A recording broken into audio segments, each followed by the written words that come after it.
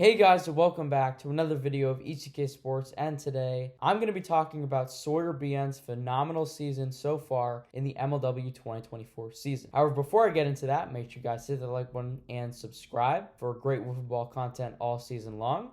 And without further ado, let's get into it. This past offseason, the Gators decided to find their new ace in trading their former captain Brennan Zerlag in return for Sawyer BN. Now, Sawyer throughout his first 2 years had shown some flashes. It didn't quite mesh for Sawyer and the Cobras, but at least in his first year, he looked like a great two-way player as he hit over 300 and showed a lot of promise on the mound. In his second season, a lot of people were expecting him to take that big jump into being one of the best players in the league, but instead he was a below average hitter at best and became a very mid pitcher. He continued to struggle with walks, didn't really show much of a diverse arsenal. His movement outside of his drop was nothing special. It became clear that he needed to change some things if he wanted to be successful in this league for years to come. However, it seems as if so far this season Sawyer has found his role as the ace pitcher of the Gators and has looked pretty good doing it. He came into the season against what was supposed to be a stacked Mallards team with 3 of the top hitters in the league and only gave up 2 runs across 7 innings. And against the Eagles, he did struggle with control in Game 1, but in Game 3 he showed some great resilience and stepped up against, again, one of the best offenses in the league with his back against the wall, and that is what a real star player does, and I think Sawyer has really developed into that guy. In 2023, it was not necessarily as pretty. He had a 2.33 ERA with a 2.64 whip, 3.06 FIP, 34.6 walk percentage,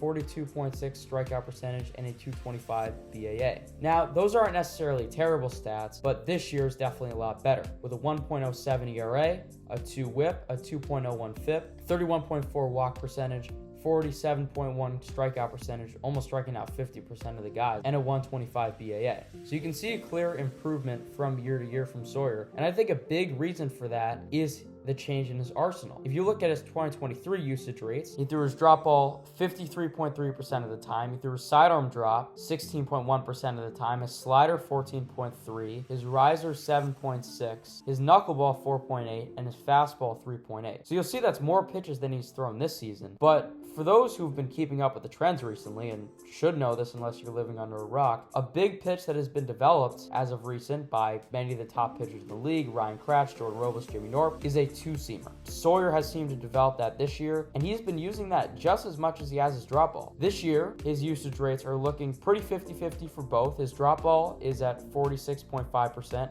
His two-seam is at 43.7%, and his knuckleball is at 7%. He's added one of the most effective pitches in the league with the nastiest pitch in the league, that being his drop ball, and also takes out the 2 easiest pitches to hit in MLW, being the riser and the slider, from his arsenal. That has really helped him, at least with his BAA and his ERA, and has even lowered a lot of walk stats. As I said in my rankings video, you cannot rely on a pitch that takes as much effort to snap your wrist, and I mean, you should see how he throws it. It's kind of hard to throw, especially when that's your best pitch. And when you have to consistently rely on that, it's difficult. And of course, Sawyer put in the work to add that two-seam, which I think is huge, but it's a new pitch for him. And if you look at most of the walks, 63.6% of his walks have come off of two-seams, 31.8% from his drop, and 4.5% from his sidearm drop. Now, this could always be misleading. We never know like what he goes to in certain counts. You know, maybe he's gotten himself into a lot of 3-0s, maybe some more full counts. It's kind of hard to know because you don't really see the full at-bats and you don't know his strike percentage for each pitch. And it looks like his drop ball has actually been pretty accurate. It's not perfect, but 77% of his drops have not been walks. So I think it shows that that pitch is getting more accurate. And I think as he gets his two-seam down, I think that's going to be huge. And look, we've all talked about how Ryan Cratch, like what happened if he added Sawyer's drop? What if Sawyer added Ryan Cratch's two-seam? I think we're only seeing the beginning of Sawyer's success. And look, I was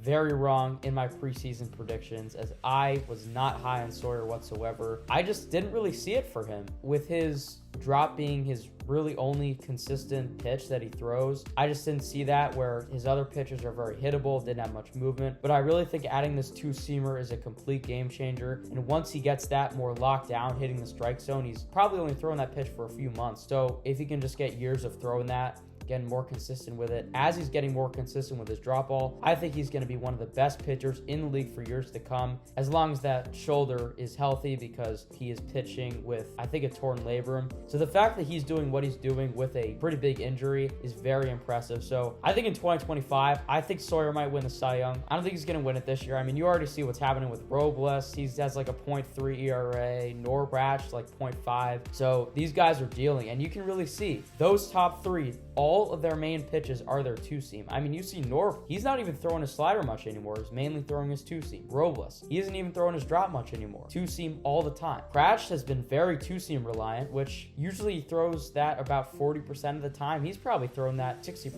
of the time, if not more. So this pitch is really becoming dominant, and I really wonder when hitters are going to be starting to adjust to it, because it doesn't seem like it's going to be happening anytime soon. When you take all that together, I think Sawyer is going to be one of the more dominant pitchers in this league for years to come, and I think the Gators have a great pitcher on their hands. It's probably not going to be this year, but I would definitely watch out for the Gators in 2025. This is going to be a scary team with Sawyer at the lead. Thank you guys for watching. If you did enjoy, make sure you guys hit the like button and subscribe. If there's any video ideas you'd like me to make, drop a comment, and I'll see you guys in the next one. Peace out.